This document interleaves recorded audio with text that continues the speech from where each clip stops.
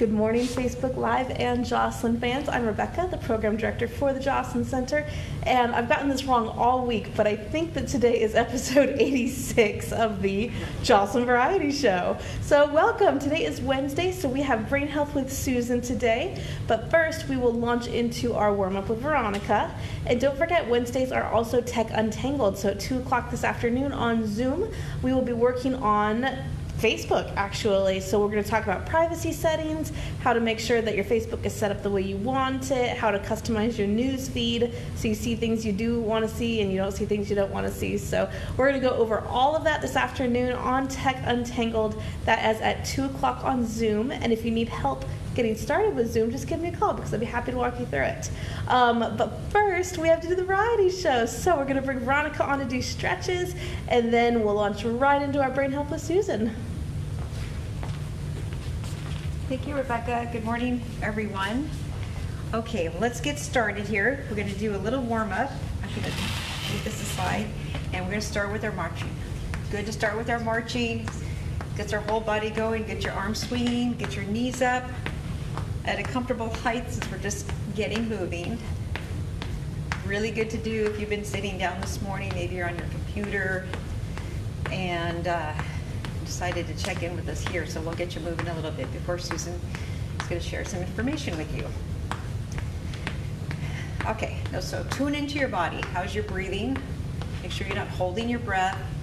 You're marching, you're swinging your arms, you're maintaining your balance, and are you breathing in and out? Make sure you are. Really easy to hold our breath, and we don't want to do that. Okay, so let's slow down and let's just do some knee lifts and knee lifts. So ideally, slow down enough so that each time you raise your knee, you're exhaling. Exhale. Exhale. Now when we're going a little bit faster, it's okay not to exhale in each one, but do make sure that your abdominals are squeezed. We are actually working our lower abdominal area when we're pulling up our knees like this. Squeeze your muscles, squeeze. Good. Okay. If you have a chair next to you, that's good, and just to have it there in case you feel like you want to have a hand on it, it's fine. If not, you can practice your balance. Okay, now let's kick out. You're gonna kick and kick. You don't have to kick very high. Don't kick high because you don't want to throw your back back. Just kick out and kick out. Very controlled. So even though you're kicking, you're still protecting your joint, right? Because you're controlling that kick. Kick. So you're going to practice your balance. You can kick out by not hold on to the chair. Every time you kick out, remember your abdominals are still squeezed. Good. Okay. So to keep your body upright, you're kicking out. You're actually doing a little work on your glutes too. A little bonus. All right, so let's just relax those leg muscles. Just relax. Let's do some deep breathing. Okay, just a couple times. Ready? Inhale up and exhale. Inhale again and exhale. Good. We have to do our shoulder rotations. We have to do this. Not only does it feel good and release our tension, it also reminds us to have good posture. Okay, a lot of people have really good posture, just kind of naturally. A lot of us have to check in every once in a while. So this feels good. You get your shoulders back and down, and that's in position right there. Your chest is nice and open, so you can take nice deep breaths.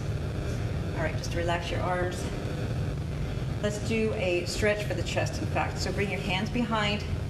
You're gonna open up the chest, and you just feel that open up. Feels really good. You can also have your hands on the back side here, and open up. So pull your shoulders back.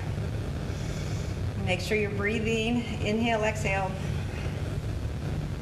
Bring your hands in front so you curve your upper back and put a curve in your shoulders. So you're taking your shoulder blades and you're pulling them apart, just stretching just a little bit gently. We have to end with an open chest. Let's do the stretch across the chest one more time. Okay, good. All right, Susan's going to come in with some great information. Have a good, real good rest of the day. Thanks so much, Veronica. So you guys know that Susan is our resident brain expert, and emotions are very, very tightly wound right now. I know that that has a huge impact on brain health and on your overall body health. So we are going to talk a little bit about how COVID is affecting our emotions and then how to power through that.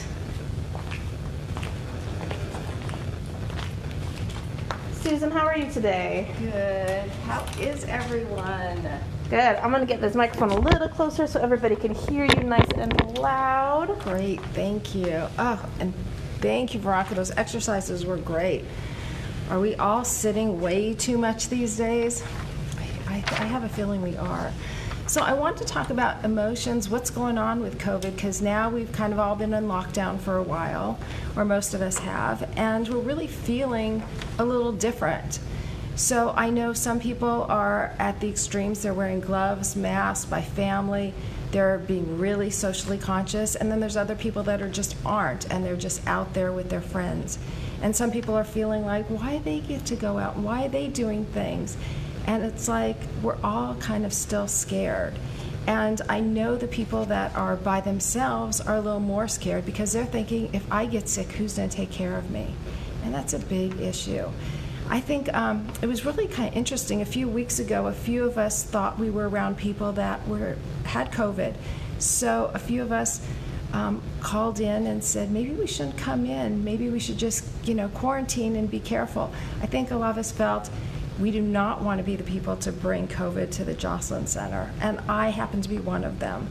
I was thinking, my friend came home, he wasn't feeling well, he was sick, he had a sore throat, and I thought, oh no, is this the beginning? Is he going to be sick? And he actually took some stuff, took a nap, felt better, and went out. And he was great. He hasn't been sick, we haven't been sick, it's been really good.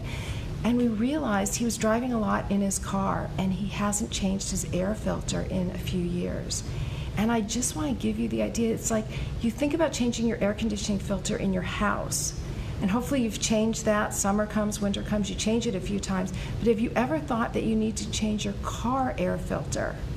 So I want to suggest if you haven't and you take your car to a mechanic, ask them, is your air filter been changed? Because especially now we want that clean air, and we don't want to be driving around with air that's polluted. And sometimes even the dust and stuff, it gets into our air filters. So I just want to give you that one hint today about your air filter. So change that.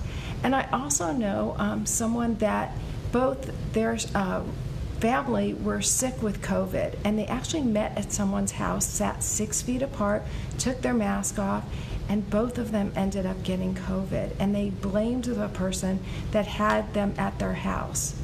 So it's really kind of sticky. It's like the person might have lost a friend because the friend blamed her for having the people at the house, even though no one tested positive, or no one felt any symptoms before they met. I also know someone who has a really bad heart condition, and he's had major surgeries, and he went to people's house for dinner, and later they tested positive with COVID. But even though he's really compromised system, him and his wife were okay. So who knows who's catching it and who's not, but we all want to be really careful.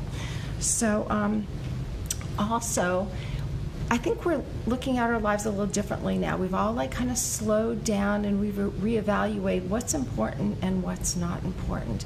And I think we could see the glass half full or half empty, but bottom line is there's something half in the glass. So we might as well think about seeing it half full. So we want to talk more about gratitude and appreciation, because it's not what happens to you, but it's how you respond to it. So we can all sit here and go, God, I hate being in the house. I don't want to be here. This is horrible. Or we can say, you know what? I have a beautiful house. It's air conditioned. I love my couch. I get to watch a ton of programs on TV. I have special TV things. I have Zoom, hopefully, or FaceTime.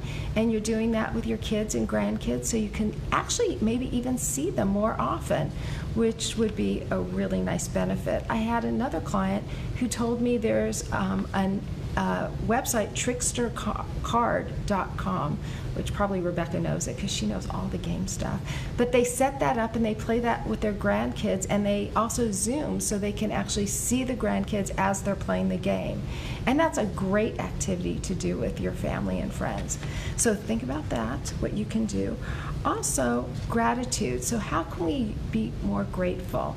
Well, one of the things is that we can be grateful in the morning when we wake up. Think about, oh, we had a great night's sleep, or the bed was comfortable, or the air was on, it was cool, or we just even woke up this morning and maybe woke up with no pain, and just starting the day with something more positive. A lot of times we think about the negative, and we think about the negative and think about the negative, and it ruins our immune system, and it really gets in there and affects us, and we get sad and we get depressed. And you know what? We need to be grateful for things. I know it might be hard at this time, but there is things to be grateful for. We have running water. And if you think about just think about maybe even today, every time you turn on the water, be grateful that it's running and it's cool and it's nice and it's fresh and it's clean water, because a lot of people don't have that. So if you think about one thing, maybe that would be good. Think about when you're watching TV. Think about, just look in the room. See what you like in the room. Is there plants? Is there couches? Do you have an animal? Do you have a dog or cat that's hanging out with you and enjoying the time together? So think about all that. I would try to challenge yourself about thinking about 5 things in the morning that is positive and you're grateful for, and 5 things at night that you're grateful for. And you can even write it down. And I think the more you think about how grateful you are, the more grateful you will become, and the more happier you'll become. Because we all want to be happy and joyful during this time, and any time really. And think about what you liked as a child. Did you have a favorite hobby? Did you like to paint, draw? Did you like to play cards? Did you like to read? What haven't you done since you were a child that you could maybe do now? Did you like to dance? And I think there's a lot of YouTube things, dancing on YouTube. I think there's also studios that were offering free dance classes. So did you always want to take a jazz class or ballet class? You're not too old. You can still do it, and now you have the time. Do you want to travel and you can't travel? So you can go and watch programs all about different countries that you really want to visit. So do you want to visit Paris and you've never been there? So find a program on Paris or France. So do something fun. Use this time wisely, and try not to just sit there and complain. Remember positive things. I actually teach an Imago class, or I do Imago with couples or kids, mom, dads. And we talk about appreciation. We always start the session off with appreciation. Give each other 2 or 3 things that you appreciate about each other. So have you thought to appreciate the person that's in your life? Maybe someone that does something for you? Or when you go to the store, do you want to pay it forward? Do you want to say, you know what, I'll pay for the lady in front of me or the lady behind me's bill. Give her a free cup of coffee, or take $10 off her groceries. Here's $10. So there's always things you can do. And we're seeing a great response with food banks. So hopefully no one is going hungry. I know Joslyn Center has a food bank. I think it's open tomorrow. I know the community has really stepped up, and there's more food banks around, and there's better food, more food. So take advantage of that. There's also lots of social services. So hopefully you're taking advantage of that if you need it.